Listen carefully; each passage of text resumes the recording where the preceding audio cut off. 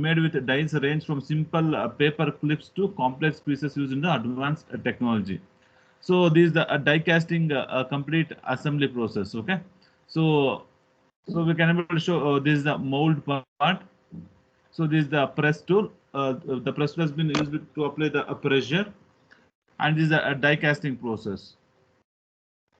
So a die casting is a metal casting process that is characterized by the forcing molten metal under high pressure into the mold cavity.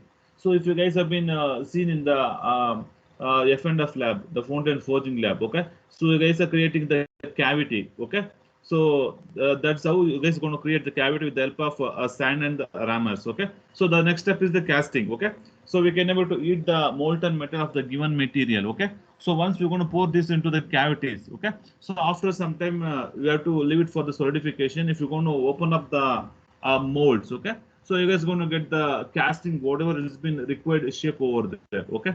So even you guys have done the things practically. So up to the creation of the mold cavity, you guys have been done it over there. So the next step is the casting process, pouring the molten metal into the cavity. So most die castings are made from the non-ferrous metals, especially zinc, copper, aluminum, magnesium, lead, etc. Okay. So it depends upon the types. You can able to make out the types of casting. So this is a die casting process, clear image. Okay. So how exactly the things will be done over here. So if you observe the diagram, so this is the hopper which has been used to pour the heated molten material into it. Okay.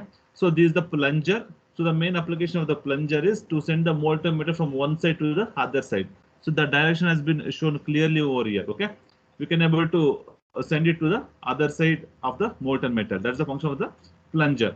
So this is the pressure chamber. Okay. So this entire thing is the hopper or pressure chamber through which the molten material will be placed over there. And this is the cover die, getting. So this is the cover die. So this is one half of the die, this is the second half of the die. So this was the cavity which has been done for the given shape. So the cavity shape may be varied according to you over here. Okay, the shape, whatever the shape you guys can able to, you need, you guys can able to do it.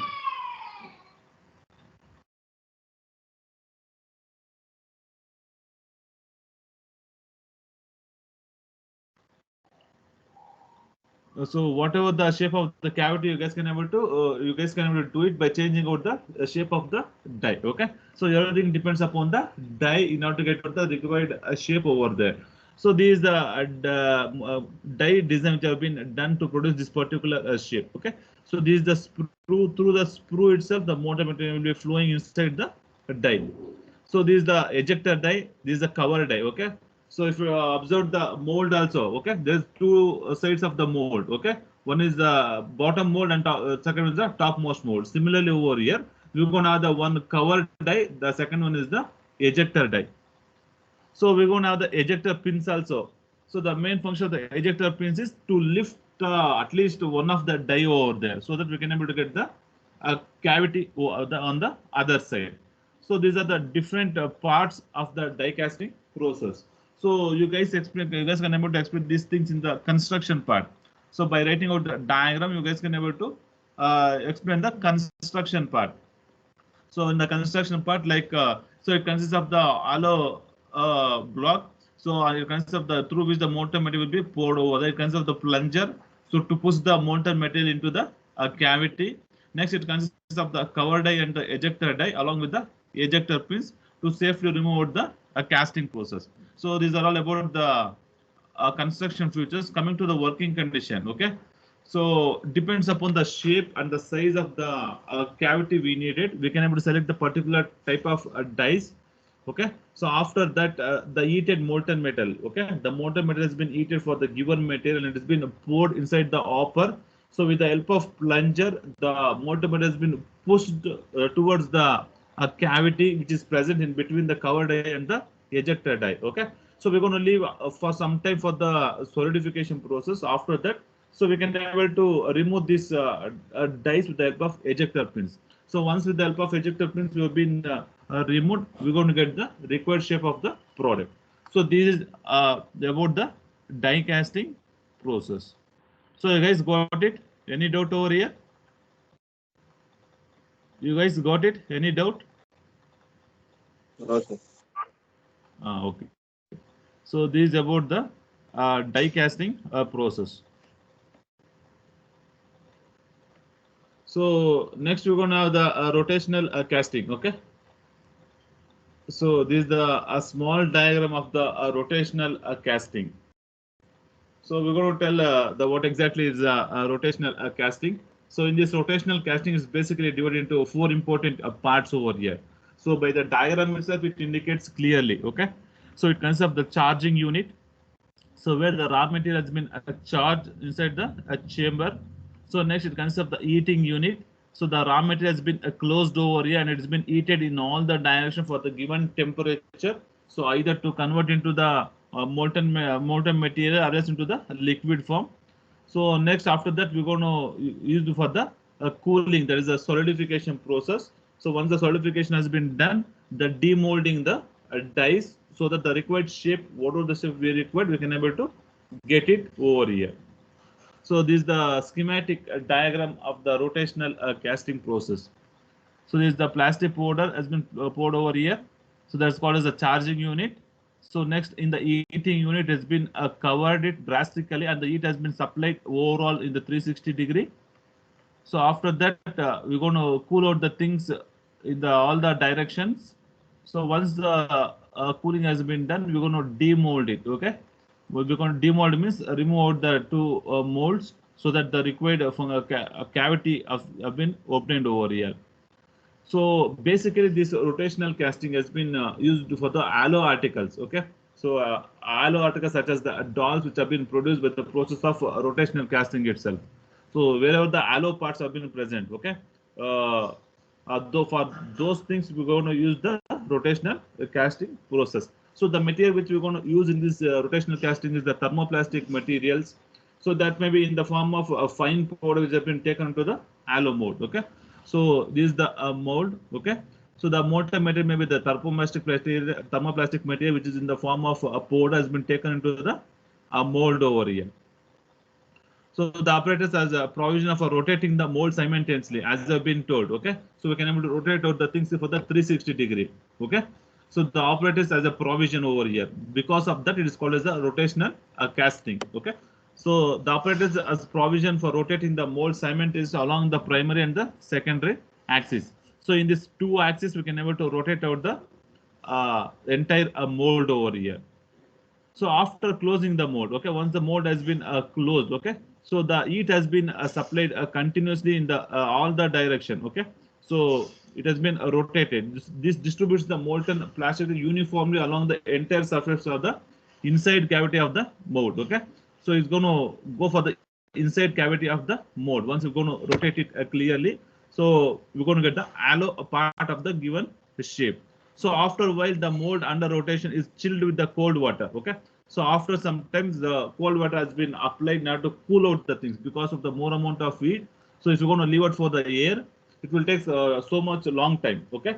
So in order to avoid that, we're going to supply the cold water over there in order to reduce out the heat. So after that, the plastic material uniformly distributed inside the mold surface cools down and has been solidified into the given shape. After that, the mold has been opened and has been the final part has been taken over there. If you need any finishing operation, we can able to do for the alloy part which has been obtained over here. So this is about the rotational casting process. So next we're going to have the compression molding. So this is the small diagram for the compression molding. Just observe the diagram.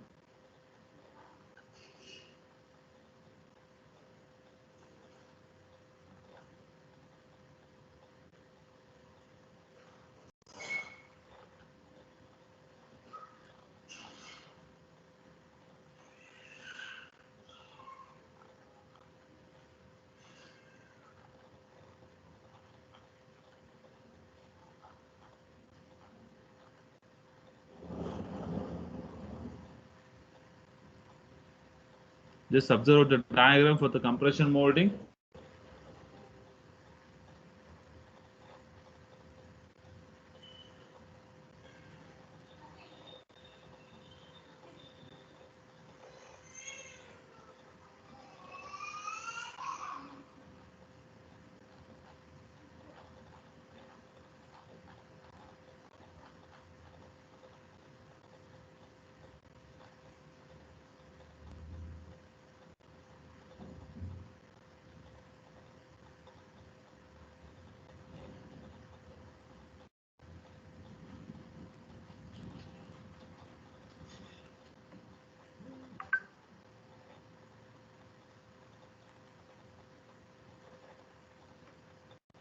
So this is the a small diagram.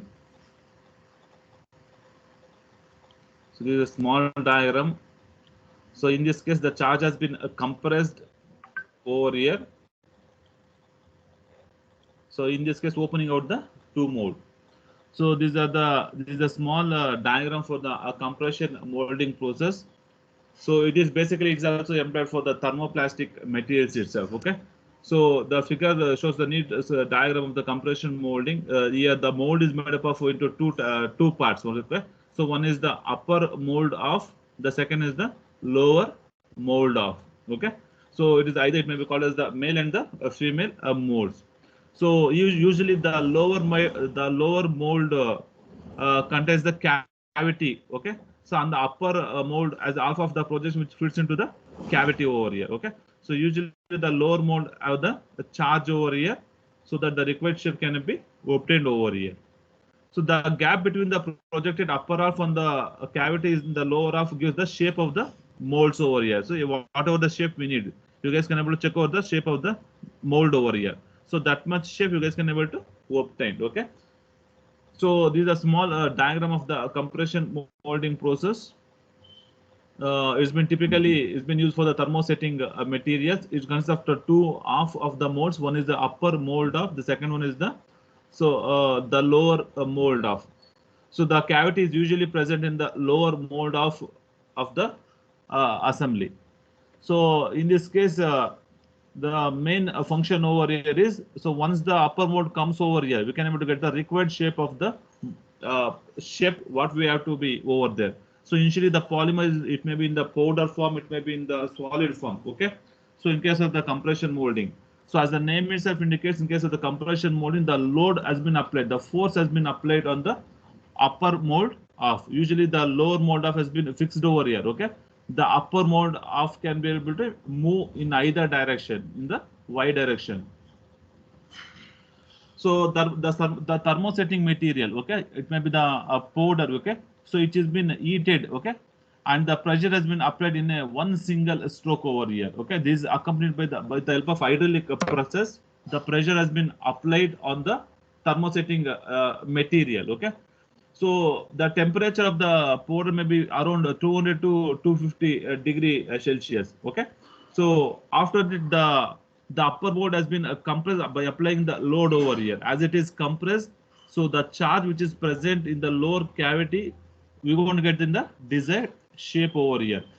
So the adjustment of the gap between the two molds gives the shape of the material over here. Okay. So it depends upon the shape of the difference between the between two molds. The size difference between the two molds going to give the shape of the cavity present over here. So once the load has been applied, okay. So with the help of ejector pin, it's been lifted. Okay, it has been lifted over. The load has been applied over here. It has been applied. So upper mold has been separated from the lower mold. So the desired shape, what we're going to need, we can able to get it over there. After that, the finishing operation can able to be done over here. Okay. So this is about the compression molding process. So as the name itself indicates, the force has been applied over here. The load has been applied over here in order to get the required shape of the product. So that's the only difference between the last one and the this one. Getting? So in the compression mold, the compression forces has been applied on the charge in order to get the required shape of the material. So this is about the compression molding process.